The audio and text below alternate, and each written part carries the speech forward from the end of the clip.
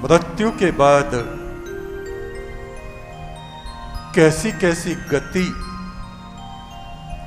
जीवात्मा को प्राप्त होती है, उसके बारे में आप सुने। कोई कोई आत्मा हजारों हजारों वर्ष तक भटकती रहती है, कोई 4 युगों तक, पिछला कलयुग, सतयुग, त्रेता, द्वापर और ये कलयुग, इतने लंबे समय तक भटकती है। क्यों? अपने पाप कर्मों के कारण। या कुछ देव आत्माएं जिनको ईश्वर आज्ञा देता है तुमको 4 युगों तक शरीर धारण करके पृथ्वी पर रहने वालों की मदद करनी है, ऐसे लोग भी, जैसे काकभूषणी ऋषि हैं, हनुमान जी हैं, विभीषण हैं, परशुराम हैं और हैं, ये ऋषि आत्माएं भी जगत कल्याण के लिए अपने शरीर को धारण किए रहते हैं। और जो अभिशापित आत्माएं हैं वे अशांति, दुख, भूख, प्यास, दुर्गति में हजारों हजारों साल तक भटकते रहते हैं।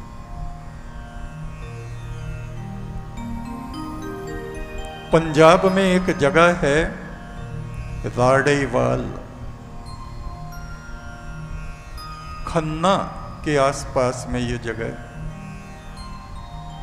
वहां पे एक सिख संत, उनका सत्संग चलता था। ईश्वर सिंह उनका नाम था संत का।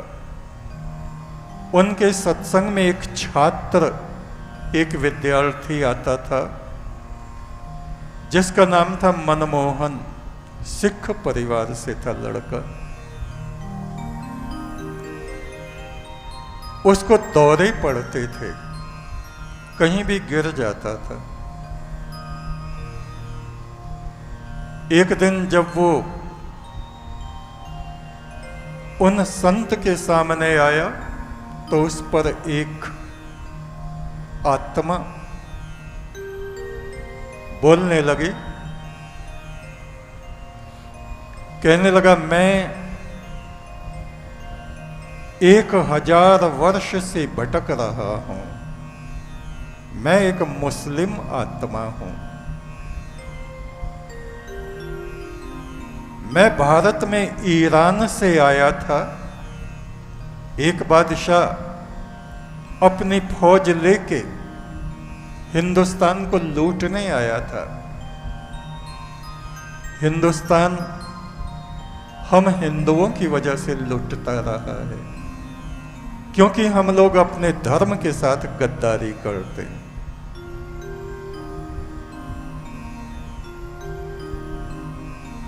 अपनी मातृभूमि से गद्दारी करते हैं।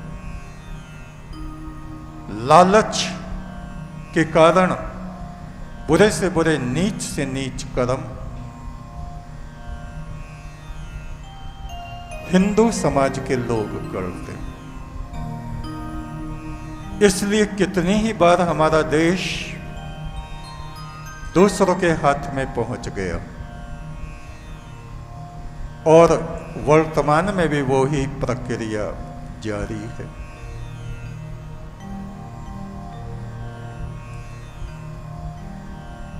तो उसने कहा, मैं एक सैनिक था उस बादशाह की फौज में, हिंदुस्तान को लूटने हम आए थे। बहुत से तो वापस चले गए, पर मैं यहीं रह गया सहारनपुर में, मुगल खेड़ा एक जगह, वहां रह गया। वहां एक औरत से मेरी शादी हो गई, मैं मुसलमान था। मेरा नाम था सुलेमान। मेरे 2 लड़के हुए, 2 लड़कियां हुई। उन दिनों हमारे पास ही एक हिंदू साधु रहता था। वो बड़ा मक्कार ढोंगी था और मैं भी ऐसा ही था। ताबीज गंडे देता, लोगों को लूटता, झूठ बोलता, और वो भी ऐसा ही था। मेरी बड़ी बेटी जवान हुई तो वो बड़ी सुंदर थी। उस साधु ने, हिंदू साधु ने, उसे अपने जाल में फांस लिया। मैं भी ताबीज गंडे करता था। मुझे पता था इन चीजों से कुछ होता नहीं, पर लोगों को बेवकूफ बनाने के लिए, उनसे धन ऐंठने के लिए ये सारा काम करता था। झूठ भी बोलता था, दूसरों को ठगता था। वो साधु और मैं दोनों एक से थे। मैंने बहुत कोशिश की कि मेरी बेटी उस साधु के चंगुल से छूट जाए, पर ऐसा नहीं हुआ।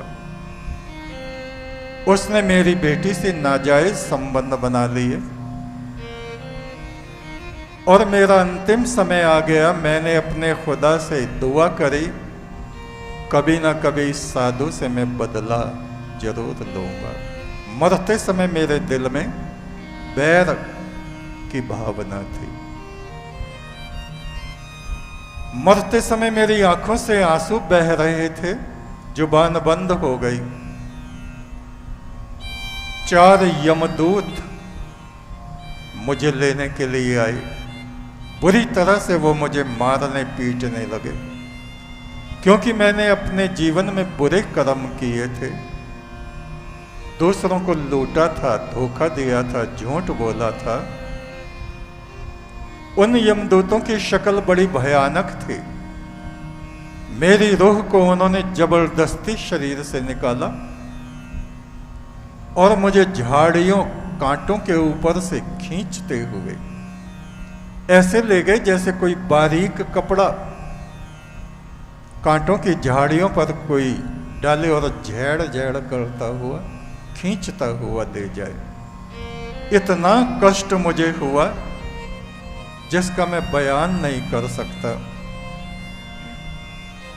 वे मुझे मारते पीटते थे, रास्तों में भयंकर दुख मुझे देते थे। 1 वर्ष तक मैं उनके साथ चलता रहा। 1 वर्ष के बाद जहां यमराज का दरबार था, देखिए एक मुस्लिम व्यक्ति कहता, वहां मुझे ले गए। मैंने देखा वो यमराज बड़ा दबंग, रौब वाला आदमी था और उसके पास में एक और फरिश्ता, देवता, जिसका नाम चित्रगुप्त था,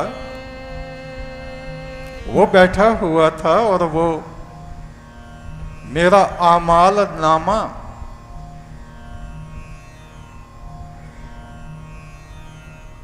जो उसने लिखा हुआ था किताब में, उसको पढ़ रहा था।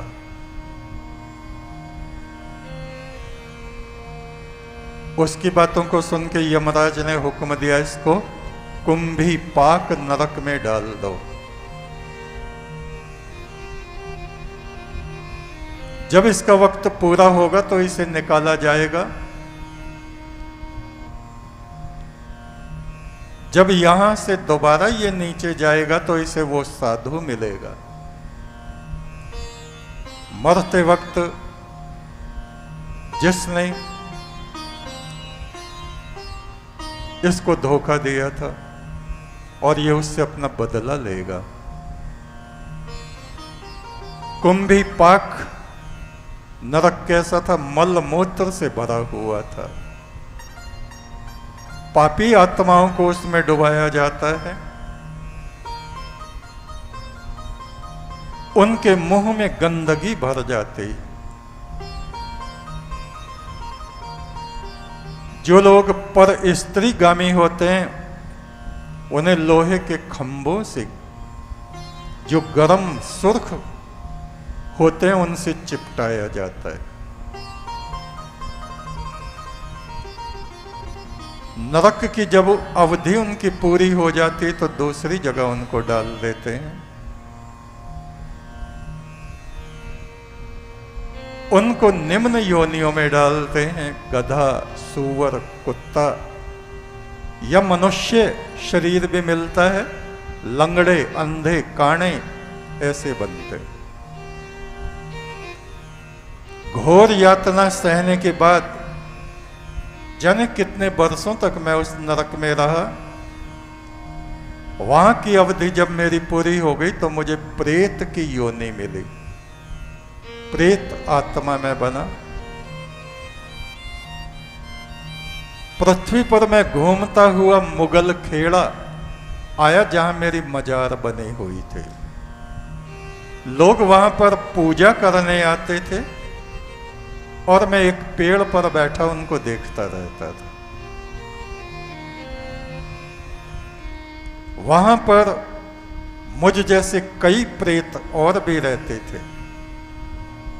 एक की उम्र 3000 साल थी,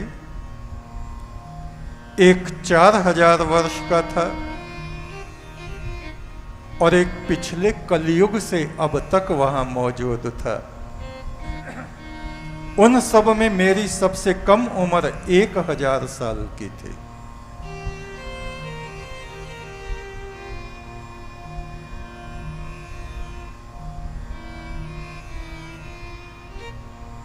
अगर किसी संत के सत्संग में ये प्रेतात्माएं चली जाएं, अव्वल तो जाती नहीं, उनके शरीर में आग लग जाती। मंदिरों में नहीं जा सकती, पूजा स्थलों में नहीं जा सकती। हाँ, कोई साधु संत उन पर कृपा कर दे, इजाजत दे दे, तो वहां उनका उद्धार हो सकता है। और वहां भी जिनका उद्धार नहीं होता तो कलयुग के अंत में कल की भगवान आएंगे, वे इन प्रेतात्माओं का उद्धार करेंगे। ये जो लड़का है सिख, पिछले जन्म का साधु,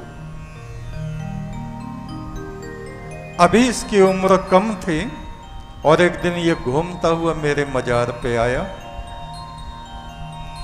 और इसने मेरे मजार पे पेशाब कर दिया।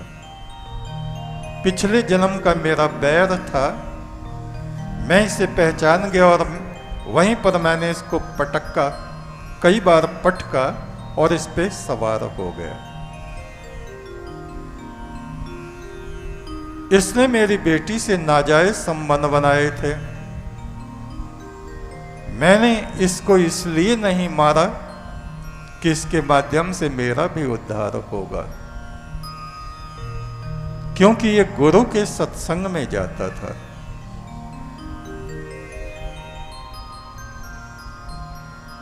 जो लोग अपने गुरु का दिया हुआ परमात्मा का नाम जपते हैं,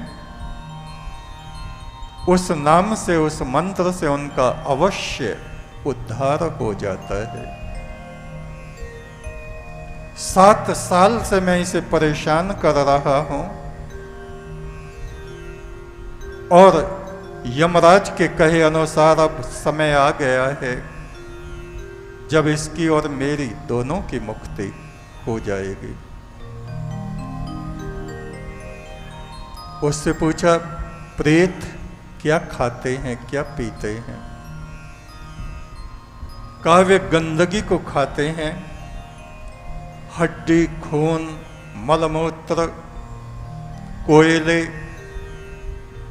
इन चीजों को खाते हैं। या तो खंडहरों में रहते हैं या वृक्षों पर उल्टे लटके रहते हैं, भूखे प्यासे चिल्लाते रहते हैं, दुखी रहते हैं। घोर पाप करने से प्रेत बनते हैं।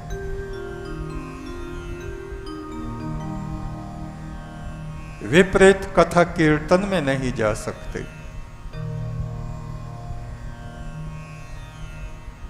वो जो मुस्लिम प्रेत था उसको कुरान की बहुत सी आयतें याद थीं और वो बोलता था, सुलेमान।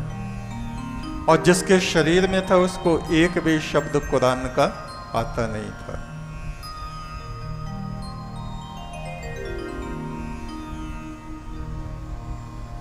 तो उसने कहा अब हम लोगों का समय आ गया है, इस लड़के को तो पहले से ही नामदान है और वो संत मुझे भी नामदान करेंगे तो मेरा भी उद्धार हो जाएगा।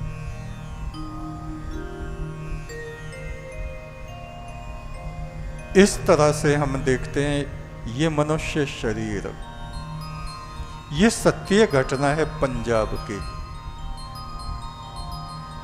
पुनर्जन्म और परलोक पर हम लोग शोध कार्य कर रहे हैं, आपको पता है। YouTube पर बहुत से वीडियो, बहुत से लोगों से इस विषय में हमने बात की है। पुनर्जन्म एक रहस्य या ईश्वर के रहस्य, दो सब्जेक्ट पड़े हुए हैं, आप उसको देख सकते हैं।